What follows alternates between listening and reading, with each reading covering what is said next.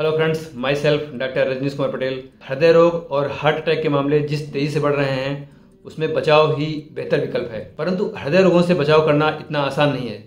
उसका एक प्रमुख कारण यह है हमारे हृदय को रोगी बनाने वाले या हार्ट अटैक के लिए जिम्मेदार माने जाने वाले रिस्क फैक्टर्स। ज़्यादातर रिस्क फैक्टर्स साइलेंट रहते हैं या लक्षण रहित रहते हैं, अर्थात रोगी को यह पता ही नहीं रहता है कि उसके अंदर हार्ट अटैक के लिए जिम्मेदार रिस्क फैक्टर मौजूद हैं, और इसी की वजह से वो इनके बचाव और इलाज के लिए कोई कदम नहीं उठा पाता है। और कई बार तो इसके बारे में तब पता चलता है जब वह व्यक्ति किसी बड़ी दुर्घटना का शिकार होने के बाद उसकी जांचें कराई जाती हैं।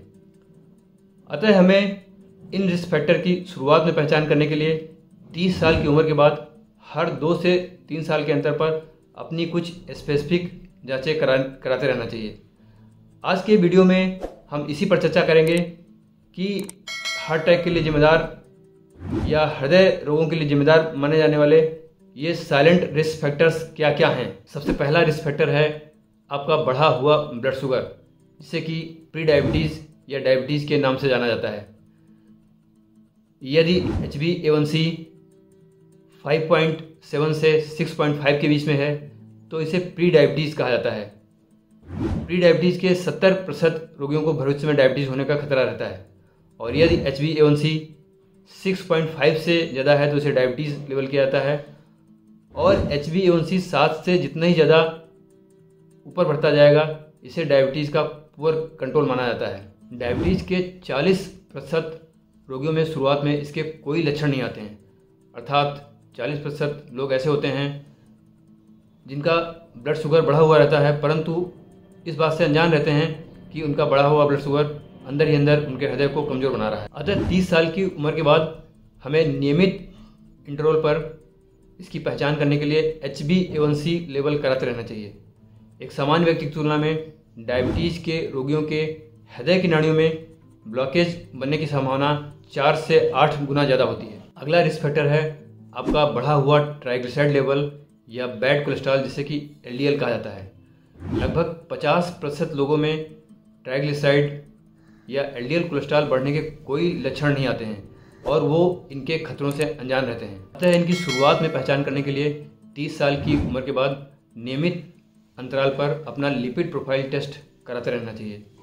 दिल की अच्छी सेहत के लिए ट्राइग्लिसराइड का लेवल 150 से कम होना चाहिए, और बैड कोलेस्ट्रॉल यानी LDL का लेवल 100 से कम होना चाहिए, और यदि यह 70 से कम है तो और भी अच्छा माना जाता है।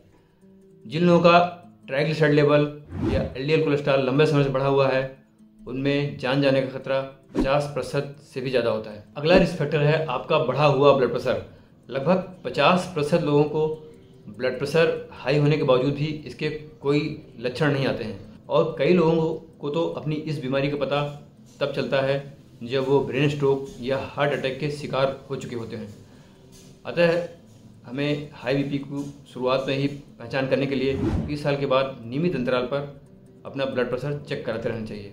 यदि ब्लड प्रेशर बढ़ा हुआ है और 140/90 से ज़्यादा है तो प्रति 20 mmHg सिस्टोलिक ब्लड प्रेशर बढ़ने पर और 10 mmHg डायस्टोलिक ब्लड प्रेशर बढ़ने पर हार्ट अटैक और हृदय रोगों का खतरा 2 गुना हो जाता है। अगला रिस्क फैक्टर है आपका बढ़ा हुआ hsCRP लेवल, यानी कि highly sensitive C reactive protein level. hsCRP बढ़ने के कोई भी लक्षण नहीं आते हैं, इसको सिर्फ ब्लड टेस्ट के द्वारा ही पता किया जा सकता है। hsCRP एक तरह का इन्फ्लेमेटरी मार्कर है जो हृदय की नाड़ियों में ब्लॉकेज बनने और ब्लॉकेज से हार्ट अटैक आने के खतरे को दर्शाता है। यदि hsCRP लेवल 3 मिलीग्राम पर लीटर से ज़्यादा है तो हार्ट अटैक और हृदय की नाड़ियों में ब्लॉकेज बनने का खतरा 3 गुना से भी ज़्यादा हो जाता है। अगला रिस्क फैक्टर है आपका बढ़ा हुआ वजन, जिसे अप्रत्यक्ष रूप से बॉडी मास इंडेक्स से नापा जाता है। यदि बॉडी मास इंडेक्स 30 से ज़्यादा है तो इसे ओबेसिटी की कैटेगरी में रखा जाता है। ओबेस व्यक्तियों में हृदय की बीमारियों और हार्ट अटैक से जान जाने का खतरा 60% से भी ज़्यादा होता है। ओबेस व्यक्तियों में डायबिटीज़, हाई ब्लड प्रेशर और हाई कोलेस्ट्रॉल लेवल होने का भी खतरा काफ़ी ज़्यादा रहता है, जिससे कि हार्ट अटैक का खतरा कई गुना बढ़ जाता है। दोस्तों, अंतिम और बहुत ही महत्वपूर्ण रिस्क फैक्टर है स्ट्रेस एंड एंग्जाइटी।